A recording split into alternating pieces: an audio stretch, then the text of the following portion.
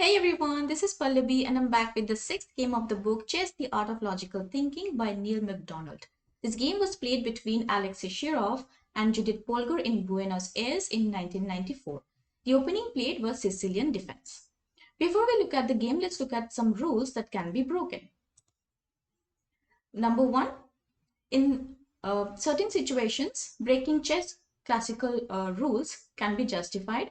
Prioritizing careful development of a piece to an optimal square might outweigh the rush to put it on a decent square. Number two, some setups revolve around a critical piece that can define a winning strategy. It's often wise to either exchange this piece if the opponent owns it or protect it from trades if it's part of your own forces. Number three, delaying kingside castling could enable queenside castling and initiate a pawn-based assault on the opponent's kingside. Number four, positions with fixed or blocked pawn centers naturally resist attacks, allowing for delayed development in favor of more strategic moves. So let's see the game now. White started with e4, occupying the center, getting control of the d5 and f5 square, making way for the queen and the bishop to come out. Black played c5, the Sicilian defense. This pawn move controls the d4 square from the side, opens up a diagonal for the queen, and in future the c file might come in handy for queenside attack. Knight f3, developing towards the center, supporting the d4 square so that white can push d4 with knight's support. e6, forming a formidable barrier to any attack on f7.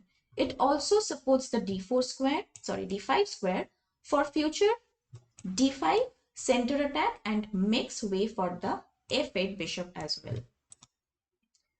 Now white played d4. Not satisfied with having one pawn on the fourth rank, white opens more lines for his pieces. C takes d4.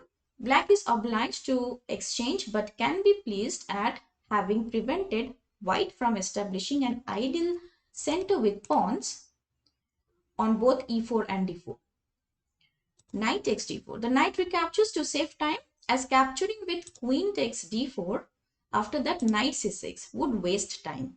This is why it is usually better for the queen to stay near her starting position at the beginning of the game.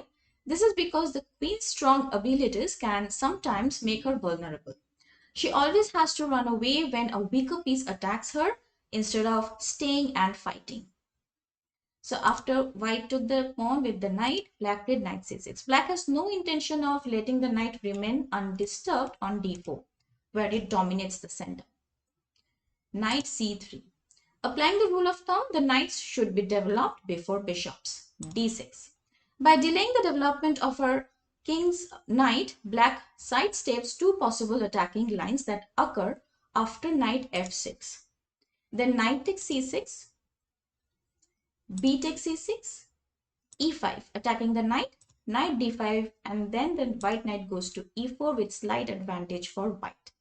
After the game move d6, black can answer with knight b d5, the Sveshnikov variation, when black can play d6, bishop f4, attacking the pawn on d6, e5, attacking the bishop as well as saving the pawn on d6, and then bishop g5. White has an edge. So after knight c3, now black played d6. Now white played g4, a very aggressive move. White's reasoning is as follows. Black has built a solid and compact pawn center but hasn't challenged my space advantage there. Evidently, my opponent is intending to play on the queen side and is happy to keep the status quo in the center.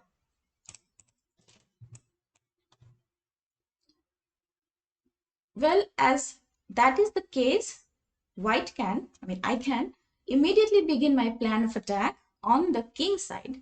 I don't have to worry about my center being pressurized too much. It is reasonable to suppose that black will castle king side. In the meantime, I will castle queen side. Therefore, I'll play g4 and begin a pawn storm without any more ado. So that's what white may be thinking. So white played g4, an aggressive move. Now, instead of g4, had white played knight by d5 with the simple a6 chasing away the knight. It's just waste of time. Okay, so after g4, now black played a6. Black refuses to be panicked into rushing her pieces into the center. Instead, she makes a calm reply which facilitates a counterattack on the queen side. Bishop e3. Shirov is getting ready for his next move. He's getting closer to moving his king to the safer side of the board as a first step to attacking strongly on the other side. Knight ge7. Good move. A better move than knight f6 for two reasons.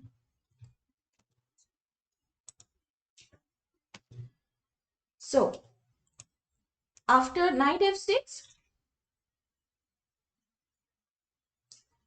the knight can be attacked by g5, which would give white an extra move for attacking. And secondly, on e7, the knight helps the other knight on c6. This means black could potentially expand on the queen side with b7 to b5 without losing a piece, because right now the knight is supporting it, and if this knight captures, knight can capture it back. So after knight ge7, which is a good move, now white played knight b3. At first glance, this might seem like a clear move away from the center. However, white thinks that the knight on e7 is in a bad spot. So by not trading on d4, white prevents it from taking a strong central position like it would if, or for instance, queen f3, knight takes d4, bishop takes d4, then knight c6, bishop e3, and then knight e5 would have happened. So that's why white played knight to b3. Now black played b5, a crucial move for black in the Sicilian defense for several reasons. The pawns on the queen side can block white's bishop from reaching c4. And they are also prepared to chase the knight away from c3, which would weaken the e4 pawn, which is supported by the c3 knight. And lastly, if white chooses to castle queen side, these pawns are positioned to launch an attack. Okay, so after b5, white played f4. White presses ahead with his own attack and at the same time denies black knight the use of e5 square. After f4, bishop b7. A quite developing move, but one containing poison as there is a latent threat against e4 pawn in conjunction with b5 to b4, driving away the knight. Now white played queen f3. Shirov defends e4 and seems ready to keep up his aggressive approach with g5 and then followed by long castle and then pushing the h pawn. However, the white queen and rook on h1 being on the same diagonal is uncomfortable. Black only needs to find a way to surprise the white queen by using the b7 bishop. So after queen f3, now black played g5. The brilliant offer of a pawn by the greatest ever female player completely upsets white's attacking plan. F takes g5. The sacrifice is best accepted, or else after g takes f4,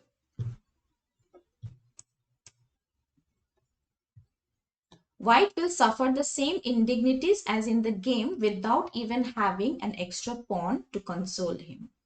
So let's see the game. After g5, white captured and then black played knight e5. The first benefit of this pawn sacrifice, the black knight gains a fantastic square center post where it cannot be attacked by any enemy pawn. Queen g2, the queen was attacked. The second benefit is the distress caused to the white queen after playing knight e5. That's the second benefit.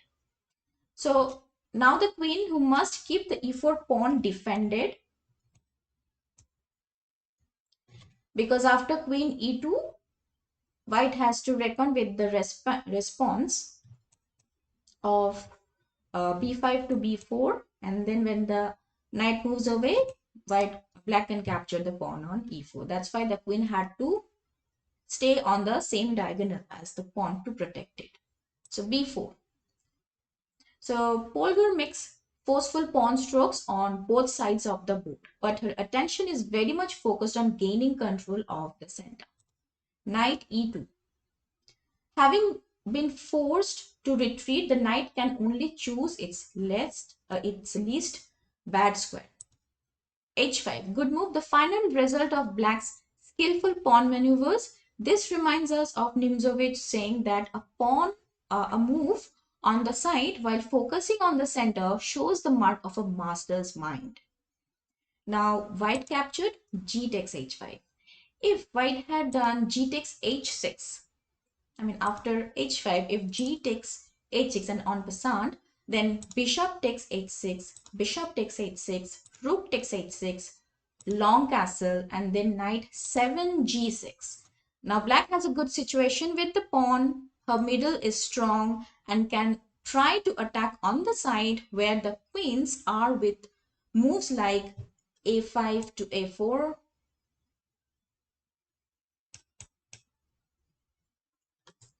plus, there's no sign of strong attack from white, and black's king is well protected. But what happens later in the game shows that Shirov should have chosen this direction. So after h5, g takes h5, and then knight f5. From being badly placed on e7, the knight suddenly becomes one of the stars of the show. Bishop f2. The bishop was attacked. Now it's on a safe square. The bishop saves itself and guards the h4 square instead of bishop d2. What happens if bishop d2? Then knight h4 attacking the queen, and when the queen moves away, black can either play bishop takes e4, or would be very painful for white, or knight hf3 check. So this is winning for black. So after bishop f2, queen takes g5. A spectacular entrance by the black queen, which has a deeper point than merely regaining one of the pawns. Knight a5. White has relied on this move to save him and even win the game, as after queen takes g2, bishop takes g2, queen takes g2, bishop takes g2, then both the bishop on b7 and the knight on f5 are hanging. So if bishop c8, right now, after bishop takes g2, then e takes f5 wins the knight. So black cannot capture the queen on g2 right now with the queen. So here, instead of knight f5, had white played queen takes g5, then knight f3 check, king d1, knight takes g5, leaves white facing collapse on e4, as after e takes f5, then bishop takes h1, winning the exchange.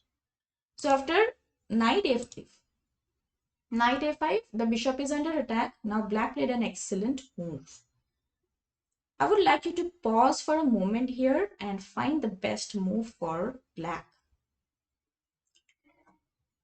So here, the best move for black is knight e3, an excellent move by Polgar. If now queen takes g5, then knight f3 checkmate.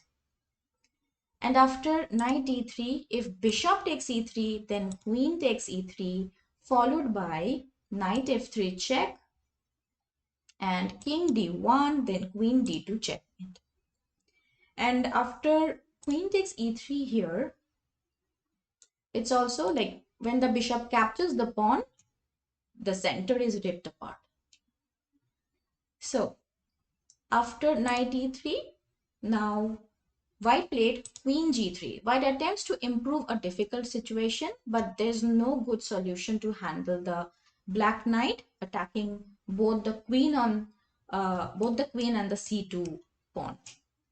So now black played queen takes g3. After a stunning display of tactics in the early middle game, Polgar now directs the game towards an endgame with a notable material advantage. Knight took the queen. Knight takes g3. By recapturing in this way, white provides his king with the e2 square as a breathing spot. Knight captured c2. Knight fork. King d1. The king moves to the d file in an attempt to stop the knight from coming back after its successful capture. So knight captured rook, then knight captured the bishop on b7. White snatches the bishop. If only he could somehow corner the black knight on a1, then he would have a good game. Black played b3. But this foils white's plan as the pawn provides the knight with an escape route. A takes b3 and then knight takes b3. Now white has no compensation at all for all the exchange. In Grandmaster chess, this makes his position already resignable. White played king c2, attacking the knight.